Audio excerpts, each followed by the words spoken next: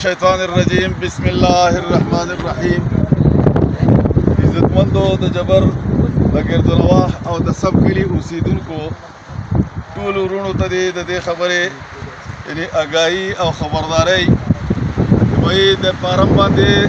نه د پابندي مخکې ختمه شوې وه نه مې اوس ختمه شوې ده، خو چونکې د دې اثر نو یعنې دوباره د دې دپاره کمیټي تشکیل شوې ده او په هغې باندې پابندي عاید شوې ده. ټولو کلیوالو ته نارینه زنانه لوی وړو ته دا خواست دی چې د دې فارم د بې دریغه کټایۍ نه په دې کې د مال مویشي د ساتنې نه او د دې د هر قسمه مطلب د نقصان رسولو نه خپل ځان یعنې محفوظ وساتئ. یعنې که څوک هم په دې کې ونیولی شو نو هغې ته به بیا د دې د قانون مطابق یعنې سزا هم ورکړی کېږي او د دې چې کومه جرمانه ده هغه جرمانه به ترې هم اخیسته کېږي. ځکه جرمانه چې کومه ده د یو څاروي په سر باندې د یو بیزې په سر باندې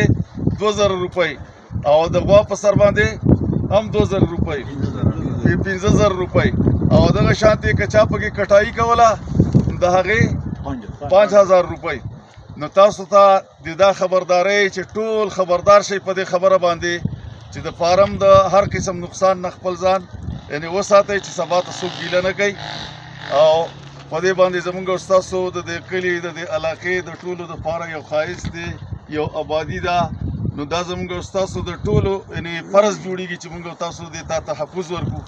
او ځان د دې د نقصان نه وساتو. په ذکریا مسجد کې که باران و په ذکریا مسجد کې به دې باره کې د ټول قوم مشورئ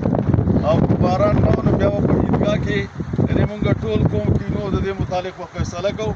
تاسو ټولو وروڼو ته خواست دی چې تاسو په دې کې شرکت وکړئ او دا خبره یقیني جوړه کړئ. خبره چې وشوه په جرمانه باندې د څارویو باره کې یا د کټایۍ باره کې یا څومره دا په اول ځل باندې دسي که په دویم ځل باندې قصدن چا بیا داسې وکړه بیا به دا جرمانه دی، بیا به هغه د دې 2 چند او 3 چند وي.